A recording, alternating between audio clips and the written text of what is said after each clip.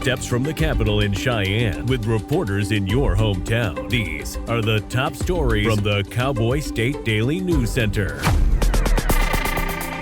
It's time to take a look at what's happening around Wyoming for Wednesday, December 3rd. I'm Mac Watson.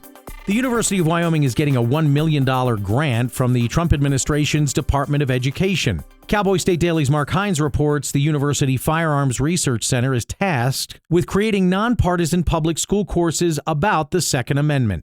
All of our congressional delegates like it, and they see this as coming from the Trump administration, the Department of Education. They were thankful in that regard. And I talked to Jeremy Harrelton, who's a state representative, he's been a strong advocate for gun rights. Those behind the grant just thought that there was a gap or just not adequate education they see as historically accurate, straightforward education in civics classes about the Second Amendment specifically. UW College of Law professor George Moxeri, the Firearms Research Center's director, tells Cowboy State Daily that the curriculum will focus on factual information rather than the typical heated political debates that surround the Second Amendment and firearms policy.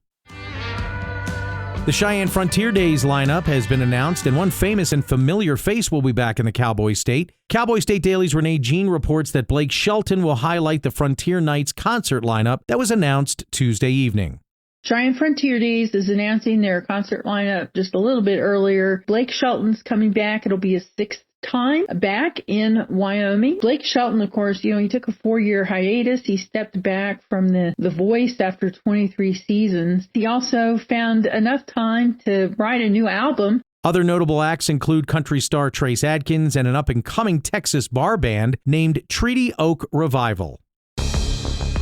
A Douglas couple is trying to salvage what they can from their 1923 Craftsman bungalow home that was devastated by fire on Friday morning. Cowboy State Daily's Dale Killingbeck reports that a shop next to the home full of the husband's tools also burned. A neighbor who lives not only on their street, but a street over, a few houses down, got up, looked out the window and saw this orange glow, went to check it out, and it was a cottonwood tree in this couple's backyard, and their whole shop, which was just a few feet away from their house, was on fire along with this tree. Fire department is called, and the end result is their house has significant fire loss, as well as the shop is gone, and they are trying to determine what they can salvage from their home. Homeowner Judy Naughton tells Cowboy State Daily that she was told by fire investigators that they think the fire likely started in a wood stove in the shop, but the investigation is ongoing.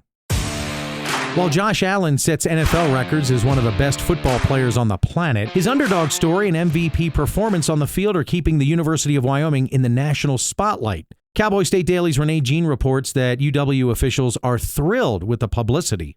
One of the kids I talked to, George Pollard, 3 years ago when he told his classmates he was going to come to Wyoming, the first thing out of their mouth was, "Oh, hey, that's Josh Allen's school. Did Josh Allen go to school there?" I mean, that was 3 years ago, long before the Super Bowl ad. So University of Wyoming is basically getting the kind of publicity that money just can't buy. You can't buy that spot on the front page. The article that I did about the Josh Allen effect, I mean, it's just more telling their story, but they couldn't buy that. Now, Buffalo Bills quarterback Josh Allen is widely recognized as one of the top professional football players in the world, but he was rather famously overlooked as a high school player before being recruited and ultimately coming to play for the University of Wyoming Cowboys. I'll be back with more news from Cowboy State Daily right after this. Winter is here. Wind chills below zero, ice and snow. Oh, and the drifts. Oh, you know what it's like. But guess what? Cowboy State Daily has you covered with the most accurate and reliable forecast with meteorologist Don Day. So you know what to expect. You know the saying, if you don't like the weather in Wyoming, just wait 5 minutes. It will change. But you don't have to keep checking the skies or an app on your phone to see if it's going to rain or snow. So make sure you're getting your forecast from Cowboy State Daily's Don Day. Every day. At the Wyoming Rescue Mission, we offer more than a meal. For just $2.58, you can provide the gift of hope, a hot meal, safe shelter, and a chance at a brighter future. We will serve thousands of meals this holiday season, and each meal allows our guests to experience the true spirit of Christmas, love, hope, and new beginnings. Please give the gift of a hot meal and hope today at wyomission.org. That's wyomission.org. Cowboy State Daily News continues now. A Casper man who ran for U.S. Senate in 2024 and made headlines with an aspiration to buy TikTok can keep suing a former state legislator, a judge has ruled. Cowboy State Daily's Claire McFarland reports that Reed Reisner's lawsuit will survive at least into the evidence swapping phase. Judge Curvin sat down and said, okay, I'm going to look at this showing grace to Reed Reisner and just kind of being soft toward his claims at this stage. That's required at this stage, according to case law. So he did that, and under that soft standard, yes, it survived, and it immediately got catapulted into the discovery phase, so the evidence swapping. And then after the discovery phase, there's other parts, including Beauchard at that point can ask for the court, once he has the evidence at his fingertips, he can ask the court to judge the case early in his favor at that point as well. Reisner claims former state legislator Anthony Bouchard defamed him as part of a coordinated smear campaign.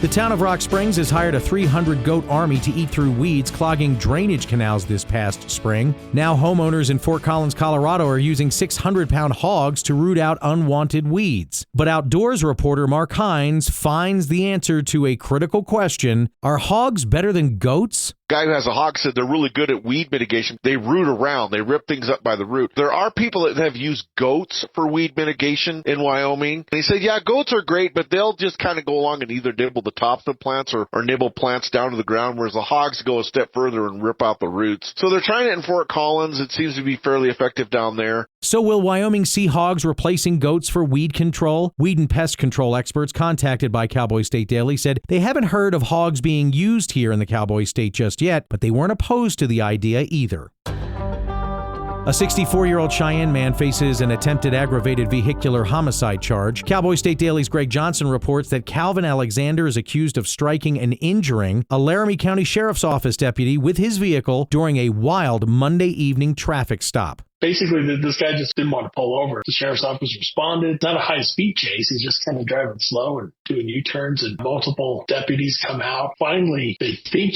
they've got him to stop. They get out of their cars to go approaching, and he instead, according to the sheriff's office, he goes and hits one of the deputies, hurts them, and keeps trying to get away. And it's not until the sheriff himself arrives and kind of blocks his car in that they actually get him. And even then, he still resisted. They had to pull him out of the car, and they finally had to tase him. The sheriff's office report states Alexander was booked into the Laramie County Detention Center on charges of interference, felony property destruction, driving under the influence, aggravated fleeing, and eluding police.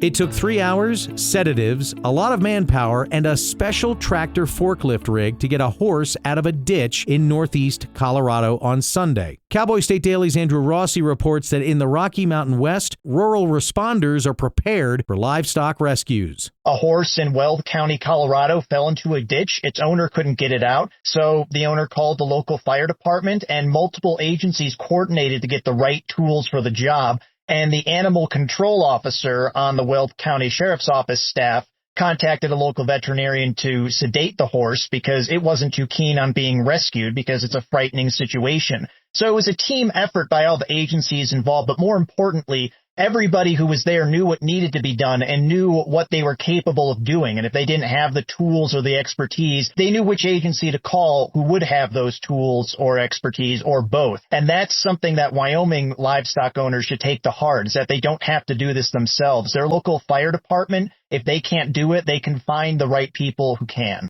The Alt-Pierce Fire Department, Eaton Fire Protection District, Windsor Severance Fire Rescue, Banner Health Ambulance, and the Weld County Sheriff's Office all braved freezing temperatures to safely extract the stranded horse. And that's today's news. Get your free digital subscription to Wyoming's only statewide newspaper by hitting that daily newsletter button at cowboystatedaily.com. And you can listen to this newscast every day by clicking subscribe on our YouTube channel, or you can listen to us on your favorite podcast app.